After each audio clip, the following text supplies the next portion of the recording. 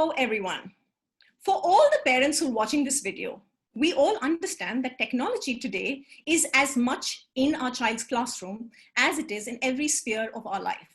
But the real question is, should technology use be restricted to the background where educators use it to find content, design lesson plans, and do class demonstrations? Or should technology be present in the forefront in every class in the form of smart boards, laptops, e-readers, and tablets and other gadgets? Is there really a right answer to when and how much technology our kids should be exposed to? These are burning questions in every household today. Are you a parent who is looking for some sane advice and hoping to find out what schools think is the role of technology in the future of our education? If the answer to that is yes, please do stay with us, as I promise to pack the next 30 minutes to understand exactly that. My name is Pooja Kedia and I'm from SchoolWiser. And today I am joined by Mr. Raghav Podar. Mr. Podar is the chairman of the Podar Education with schools all across India. He is a path-breaking educationist and a thought leader in constructing optimal learning environments. Having studied the education systems of Finland, Singapore, UK, and Australia, he has invested heavily in upgrading the quality of schooling in India. He makes a strong distinction between educationist-run schools and businessmen-led schools, and also personally supports the Beti Padhao, Beti Bachao Yojana. He has been bestowed with many awards for his contribution in the field of education and nation building, including the Bhaskar Pride of India Award and the Glory of India Award by the Deputy Prime Minister of Thailand in 2016. Raghav, congratulations on your contribution towards education, and thank you so much for joining us today. Thank you, Pooja. We're also joined today by Brian Cooklin. Brian is an international educational leader who has led schools and delivered highly effective and influential educational projects in 3 continents over 23 years. As Managing Director of Nord Anglia India, Brian leads the group's strategic development and supports the leadership team of all 5 Oak Ridge International Schools based in Hyderabad, Bangalore, Mohali, and Visakhapatnam. These schools are a part of the Nord Anglia group of schools with 69 schools in 29 countries.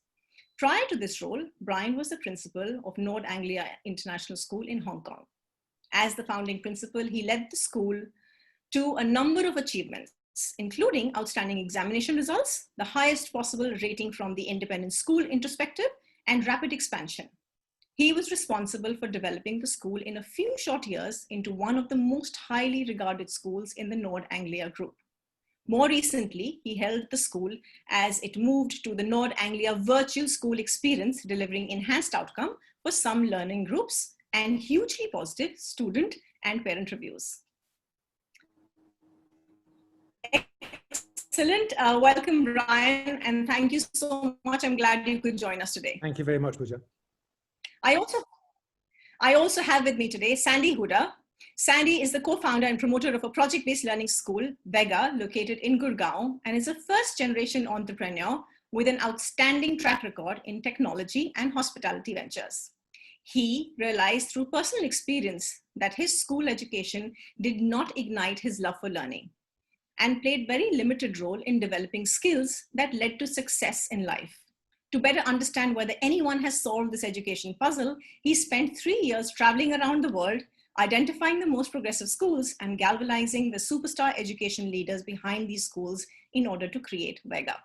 His life mission is to revolutionize education based on the research on why and how we learn so that there is perfect harmony between school education, love of learning, and success in life. Welcome, Sandy, and I think the reason for coming up with Vega seems very genuine. So congratulations on that. Thank you very much, Pooja. Glad to be here. Great. Raghav, I would like to open my discussion with you. Now, technology, we all know, can be used in the background, like I mentioned during the opening, where educators use it to prepare and to plan, or you can take it and put it right in the hands of the child. I'd like to understand which of these do you support, and please give. Sure, Pooja. It's buffering a little bit, but I've got the gist of your question. So first of all, namaste to all the parents watching. So I was just saying that technology is something which is a blessing as a tool, but it can be a curse as well. It should not be that technology should either be in the background or it should be only used by the children in the foreground. It has to be a fine balance of both. It has to be an optimal balance of both. The reason why technology is a blessing is that imagine 25, 30 years back, if this pandemic had hit us and we didn't have this technology and we had these old rotary phones that we would call up the teacher or the school and try to find out, you would not have transaction of curriculum. You would not have instruction happening in the way it's happening today. So it's a massive, massive blessing in that sense. But yes, one has to use the optimal utilization of it. If the child is going to be using that device purely to watch Peppa Pig or to play video games, like whatever those violent shooting video games are, that's not going to be beneficial for the child. So I tell parents that, if your child is replacing football between his feet with football between his thumbs, that's when you have a problem. So one needs to understand the nuance of how technology should be used. The optimal utilization should come out so that the children can benefit from it, rather than just be looked at like this big bad wolf that's coming and spoiling everything. It isn't. Addiction is not to the device, it's to the content on the device. Sure, I hear exactly what you're saying, and I think that makes a lot of sense. Having said that, the moment you kind of take the technology and put it in the child's hands, there are spheres where you are exposing the child. So if you could kind of come back and say, specifically answer. So when it comes to giving technology to educators to facilitate, to help them to come up with maybe better curriculum, to have better content, to improve delivery, what is your thought there? Do you think that kind of builds in redundancy in the effort that they put in, or no, it is an aid? And in terms of putting technology out there in the child's hand, you say there is a balance. So help us identify and define what that balance looks like. So do you think that yes, smart board is a thumbs up, giving every child a laptop and the expectation that they will carry a laptop to class and everything happening on a laptop is a thumbs down right now? What's your perspective on that? So smart boards are a thing of the past. I don't know why people are still so excited about the interactive whiteboards and all. Really, that's 10 years, 15 years, 20 years ago. Right now, it's more about AI, AR, VR, all of these kind of technologies that can be implemented. Some of them, personally, to me, I think are a fad. So the virtual headset and all, I think, is a fad that is going to pass. But a lot of AI and other technologies are going to help students really progress much better. The question about redundancy of teachers, no, I don't think teachers, their planning of lessons or their pedagogy is becoming redundant by usage of technology. In fact, I think it's going to new levels. We are unearthing new facets of pedagogy that we did not know existed when we were just stuck in physical classrooms. This progression of moving to a technological space or on a blended space or a phygital, half of physical and some of digital, was anyways going to happen. The pandemic has only catalyzed that or pushed it faster and has forced us to grow into moving into this digital world.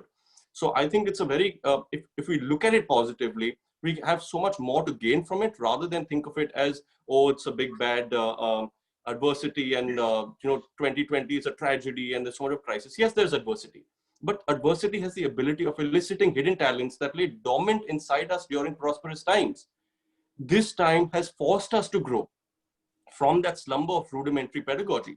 So talking about whether children should be coming with laptops and all when physical classes reopen, no, maybe not. That's going to be dependent on each school. Each school has to determine for them what their vision is and how they want to benefit their students the most. So it's not a one size fits all, but at the current time, of course, children will require to have devices in order to have the benefits of the VLE, the virtual learning environments, which of course, if you do have a device, you have that ability to get that kind of learning. If you don't have a device, it does sort of disadvantage you there. Great. Thank you so much for that. I think very well put. So we do hear Raghav has a very, very clear advocacy in terms of using technology, but at the same time warns that there is need to be mindful when you're using technology. Brian, my next question is for you. So do you believe that there needs to be a transition towards the use of technology in all schools?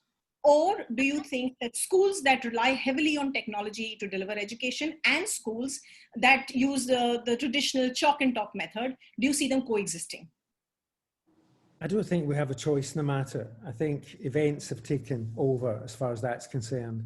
Yes, we're going to have schools coexisting because unless there's massive, and I mean really massive investment by governments, by schools, by industry, whatever, you're not going to see that huge change. You have 1 million children in schools and education in India, more than just about any other country in the world. How would anyone realistically expect all of that's going to change overnight? By the same token, we don't really have time for transition. We thought a transition was underway in past years because gradually people were adopting different forms of technology. But what interests me is how some countries and some instances take a leap. So if you look at mobile phone technology, it's only recently that a lot of developed countries have really used mobile phones to pay for things. And yet countries like Kenya, Tanzania adopted a much simpler method of the mobile phone and bank accounts linked to the phones years ago. And they did that to combat corruption. So you can see it's possible to leap over a generation. So it isn't necessarily a transition that has to take any length of time.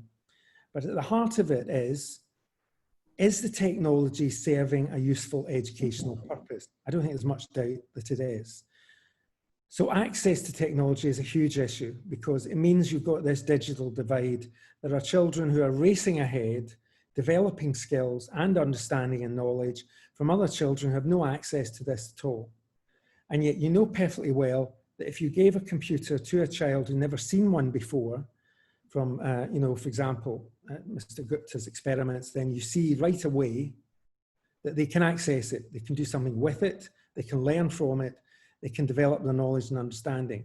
So it clearly opens doors for children to access. If we don't give everybody a chance to see how a computer can help them, then we're not going to make the progress. In a previous school, I had a lot of criticism. I introduced iPads to 2- and 3-year-olds in nursery. And they said, why are you doing this? We don't want them on screen. I said, no, I don't want them on screen either, but let me show you.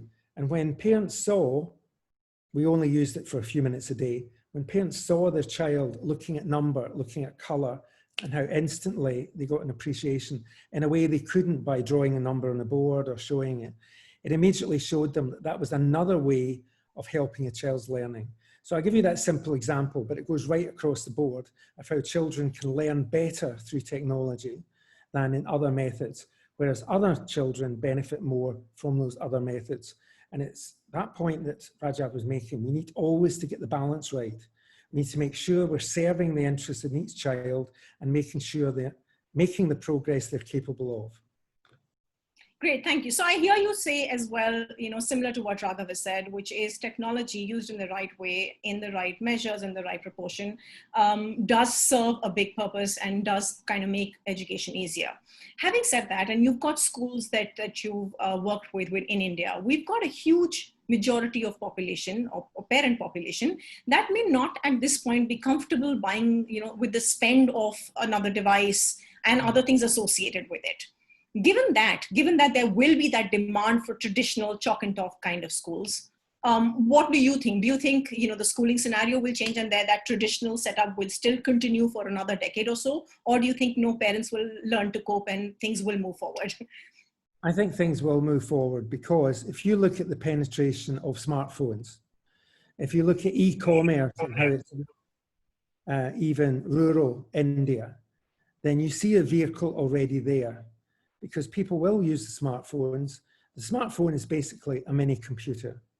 So there is access to it in that sense. The question is what you do with it. So I think one of the aspects that intrigues me and interests me about the national education policy, for example, that's been proposed, a lot of the suggestions in that policy are already happening in the schools represented in this panel tonight and in other schools. So the question is, how do we share that? And what I've done in the past and what the policy itself is advocating is that I've linked up with schools who don't have those facilities and those resources. So you share the resource, you give examples, you say, these are the things that could be used, this is how it could be done. Around the world, you see lots of different examples of how people are tackling this. It's got to be 10 years since I was shown, for example, when I did some work for the EU and education projects. It was schools in the Netherlands where they got rid of paper altogether. And all the courses, all the homeworks, everything for the entire year was on the laptop the child was given. And all they had to carry was that laptop. No paper, no marking, nothing like that. Everything was done on the computer. And I thought, wow, but that's still an experiment. That's still something that only happens in a small number. Because if you think of how you could get rid of these other aspects of schooling, so much time wasted in photocopying and typing up, whether it's on computer or not, and running it off, and you could just get rid of that with the kind of system that we're talking about. It would make sounds like a great thing to do for the environment as well. So if we can go in that direction of going paperless, can't think of a better world. So for parents who are watching this, you did hear Brian's view. Do get ready for seeing that transition, because technology is going to, if it already hasn't, going to take the education industry by storm. Sandy, I'll move on to you for my next question. Typically, whenever any industry, any organization invests heavily on technology, there are two key factors why they do that. One is increased efficiency, and the second typically is to do with cost, so the reduction in cost. How do you see cost of education being impacted with technology now coming into the picture? Yeah, that's a great question. I think Vega schools and of course schools around the world have been struggling to answer this question. The way we see it is that, look, technology is seriously disrupting the world. I mean, just a couple of days ago, I was reading an article where Elon Musk's new company, Neuralink, has actually demonstrated a natural interface, a neural interface between a device and a pig's brain. And the next step would be, we have at the moment, we have all the world's knowledge in our hands. Soon we'll have all the world's knowledge in our brain. Now that's a serious disruption. So, the way we look at technology, Pooja, is we believe that technology has to be more like the Uber and not like a personal car. So at Vega, and that's the analogy that we use at Vega, that we need to democratize technology. We need to democratize devices. We all our devices at Vega are shared. Everybody has access, but they are shared. They're tabled. They are tabled based on time, based on priority. We also look at technology from the perspective of saving time, teacher time. So we use some level of technology for basic lectures. We use technology to do grading. We've developed a customized learning management system that not only measures content that is covered, mapped to the curriculum, but more importantly, the real world skills, the timeless skills that we are developing in our children. Now, it would just be physically impossible to do that manually by a teacher, and to populate it and track it and so on, and to create rubrics for it. So that's the present. As far as the future is concerned, I personally believe that there will be a day when the physical schools are likely to go away. We are likely to have flipped classrooms, blended learning. And I say that as someone who's building schools. But I think we're going to see a lot of community hubs where children will go and do projects, play together, do social things. And the rest, technology will take over. So that's my view. Great, thank you so much. So I love the analogy that you gave. I love the fact that you said that technology may not directly, instantly impact cost, but it will help save time, and well, time saved is money saved. So I like that. You also said, something about a lot more than technology can do. So I think that also, in a way, if you were to evaluate that with money, we are looking at a children getting a lot more for every penny that is spent on their education. Thanks so much. Raghav, my next question is for you. So we've kind of touched upon this earlier during the discussion with Brian. There seems to be a divide in our society. While that divide is very prominent in terms of public and private school, there is that stark differentiation. Does this move towards technology now widen that gap? And if yes, how do we tackle that? Because that can't be good for any economy. Sure. And Pooja, the thing is, it does increase that divide between the ones who have the devices and the ones who don't. But that's not only in India, it's all over the world. It's not only a developing nation thing. So even in countries like America, you find the exact same research done and studies done, where those who are in the disadvantaged groups who don't have access to devices are getting disadvantaged furthermore than the ones who have the access. So two things that need to be done. Of course, the government has done a cavalier job here in providing lessons through channels, TV channels and radio and all that. So they are trying. but really the penetration, the internet penetration and the device accessibility are the two main factors. As far as internet penetration, India has about 54% internet penetration, which is about 700 million people. One way to look at it is, wow, we have 700 million people who have access to the internet. But then the other way is 45% don't have it. So that's also a very big number, about 550 million. So that access needs to be far more ubiquitous with certain internet service providers who have brought down the cost of internet. India is one of the cheapest internet countries in the world. No country has cheaper internet more than India. So that's very, very good. The next step is, of course, access to devices. Those devices, if you remember about 8 or 10 or I don't know how many years back, the Akash tablet was that big thing that everyone was talking about, 2,000 rupees and you would have a tablet. Unfortunately, that failed because it wasn't sustainable. The quality wasn't good enough. It would hang and it was something that had to be shelved. So if we can come up with something that is mass production scale and far lower in cost, then the people can either afford it or the government can give subsidies and have it be given to the children, even those from the disadvantaged or EWS sections.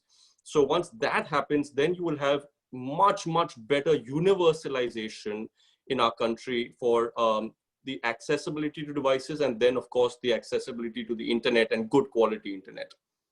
Great. I love what you said about accessibility to devices. And honestly, if I were to go back 15 years, before, back in history, mobile phone was a dream. When we started off, it was a 8 rupees incoming call and a 16 rupees outgoing call. People would not touch their phone to make a call. So from that stage to this stage where that's become a lifeline, we have come a long way. So hopefully cost of technology would go down because the usage would go up, the penetration would go up, and that might help to lessen that divide. But for all the parents who are watching this video, if you are, you've got people who might not be, kind of as lucky as all of us are to send their children to schools that have virtual classes and online classes, please do inform them that there are TV channels, as Raghav mentioned, that are reaching out to a huge population and they've got educational content going on those TV channels. So thank you so much for that. And quickly, can I add to the parents that maybe you can help teach your staff at home, your domestic helpers. Maybe you can have your children teach them. It doesn't have to be only through the Doordarshan channel that you're watching, but you can do your bit by helping in your own little way. And if everyone gives that drop of water, then the ocean is formed. Absolutely. And every little does help. Brian, my next question is for you. So we've spoken about the advantages of technology, and yes, there are many, but along with that, there are a few pitfalls as well. So everything starting from this high dependency that we're creating on technology by getting in, using that more and more, to data security issues, systems crashing, frequent updates that both would be required at the schools and at the child's end. Then there's going to be a lot less of human in everything that the child does, which does become a serious problem. And that is also associated with health issues. Help us understand, are schools actively thinking about all this and how are they looking at combating these challenges? Yes, they certainly are looking at it, and you have to look at it in different ways. On one angle, as far as staff are concerned, there needs to be a really good program of staff training, explaining and preparing staff for using the technology, because people have had to get to grips with the technology in a very short space of time. We've gone from a situation where you had champions in the schools who were the first adopters of any new technology and keen and enthusiastic, to other teachers who could barely switch it on. And overnight, everyone's had to be at a level that can deliver, if they have the technology, deliver education to the children in their classes. So there's an area of staff preparation and training, but what goes with that is appropriate materials and resources. So you need to get the balance again of, it's not all screen time. Right. For example, in Nord Anglo education, because we have with MIT, with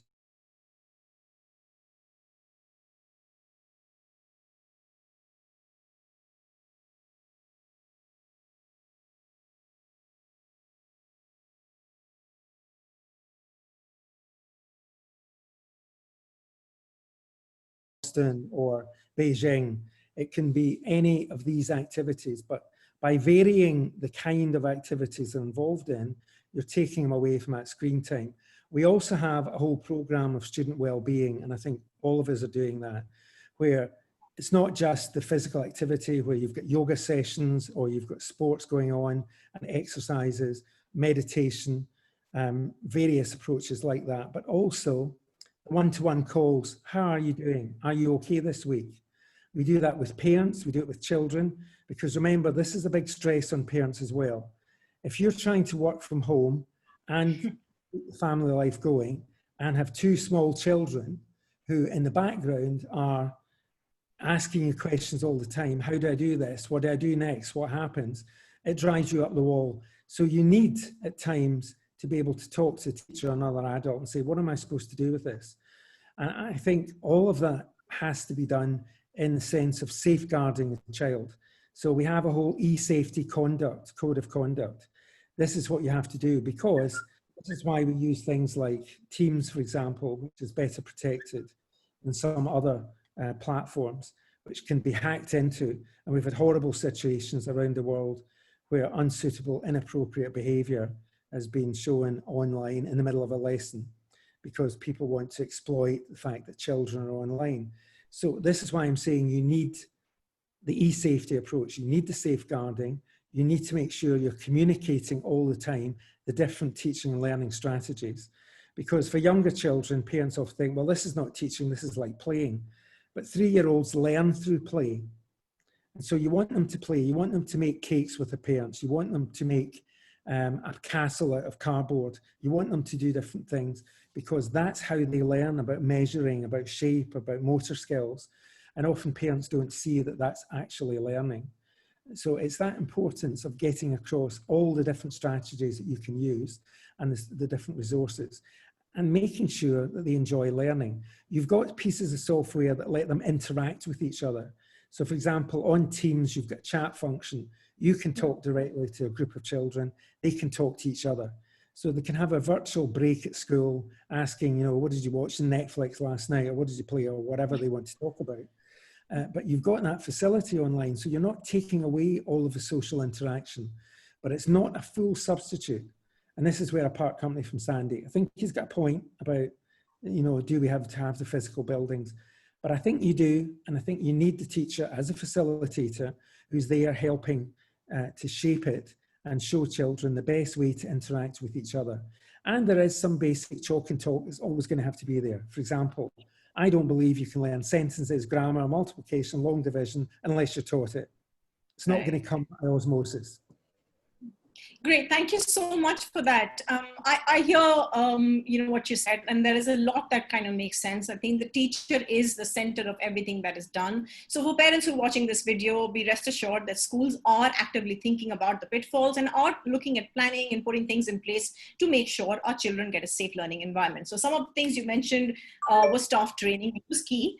There was blending resources, so a child doesn't necessarily have to sit for a 4-hour class at one stretch. There is a lesson that happens which is virtually done, and then, you know, there is some bit of movement and break that you know, kind of helps to break the monotony of that sitting in front of the screen. There is a lot of communication and digital literacy that you spoke about, I think, which is the need of the hour. Digital literacy, obviously, for a child to make sure that, you know, they understand the environment that they're in, and communication, because yes, what you said was absolutely right. We have hundreds of parents who are coming on our portal and are talking about how frustrating the last 6-7 months have been, because they're juggling between the house and work and their kids. So yes, communication hopefully will help us all sail through. Very, very quickly, Sandy, I'd like to come to you with a question that again is very pertinent. So we've kind of touched upon the fact that you know, there needs to be this blended approach. There needs to be a little bit of reliance on technology, while there is a chalk and talk that also comes into play. Help us understand, in your opinion, 2 areas where you think technology must be used, and 2 areas where you think technology can probably be avoided. Yeah, I'll share a very brief context before I answer this question. And the co-founder of Vega Schools, Dr. Stephen Edwards, he talks about it in a very succinct and, in my opinion, in a very interesting way. There are various levels of what are known as DOKs, depth of knowledge 1, 2, 3, 4. Depth of knowledge, one, is where majority of the schools operate around the world. Essentially, what that means is that you read something in a book, or you hear a lecture and you have to basically recall it in a test. That's the OK1. The OK4, 2, 3, I'm not going to get into because it's just a progression from 1 to 4. The OK4 is essentially learning, applying what you've learned as a learner to find a new and better way of doing something. Now, if you look at the most successful individuals, companies, especially in times of pandemic, they operate in the OK4. So what we believe is that devices are great when it comes to replacing a teacher that's operating in the OK1. There's no reason for a teacher to even deliver a lecture. A device can do that. Devices are great for compare and contrast, for research, for recording, analyzing information. Great for flipped classrooms. Where a device will fail completely, in our opinion, is performing the role of a teacher that's enabling the OK4. So what a teacher really should be doing and ought to be doing in today's times and for tomorrow is finding ways to get learners to constantly find new and better ways of applying what they've learned. And that's something we believe technology cannot do. Lovely. And I love the fact that there is this unanimous vote which says that the teacher still remains the center of everything. Technology is not going to take away that role and make a teacher redundant. Unfortunately, we've come to the end of a very, very interesting discussion that I've had with all of you. Very quickly, literally 30 seconds, if I could get each one of you to comment on one key tip that you would give a parent to help them cope with this changing landscape when it comes to education, what would that be? Brian, could I start with you, please? Encourage your child to be adaptable and flexible. Great, thank you so much. So encourage your child, that never goes waste. Raghav. First of all, lead by example. Children are going to pick up the slightest feeling, emotion, the vibe in your house. So even if you are stressed, tensed, anxious, fearful, that's what you're going to infect your child with. So, and another thing, don't sit and believe every WhatsApp you read. Bigger than this pandemic is the infodemic that we're going through, where people believe all these WhatsApp forwards and then start getting tense and stressed and start infecting their child with that tension and stress and cortisol in the prefrontal cortex. So just stay positive, stay confident, and let children understand that they will be okay. Children are anyways resilient. They have neuro. So it's important.